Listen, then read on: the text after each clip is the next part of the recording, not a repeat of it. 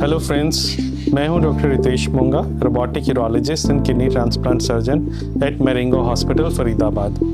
देखिए, बहुत सारी मिडिल एज फीमेल्स हम लोग के पास आती हैं हॉस्पिटल में। वो कहती हैं कि सर मुझे ना बहुत साल से यूटीआई है। बहुत साल से यूटीआई हो सकता है, मैं होता है प्रॉब्लम क्या है? सर मुझे बार बार पेशाब आता है। जब मुझे पेशाब आता है मैं पेशाब रोक नहीं सकती, मेरा बाथरूम जाते जाते ही पेशाब निकल जाता है।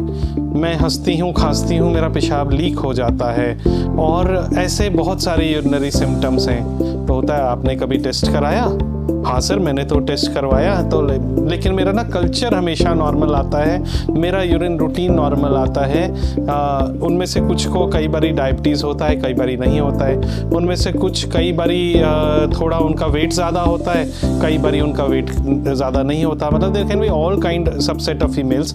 और most of them are multiparous, मतलब उनके कुछ डिलीवरीज हुए होते हैं पहले, कुछ की हिस्ट्री होती है सर कि ये यूरिन का प्रॉब्लम मेरा तो डिलीवरी के बाद से स्टार्ट हुआ।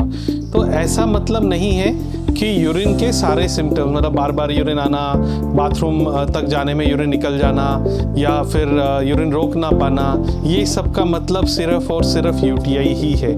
बहुत सारे यूरिन के और प्रॉब्लम्स होते हैं, स्पेशली फीमेल्स में, जिसको हम लोग ओवर एक्टिव ब्लैडर कहते हैं।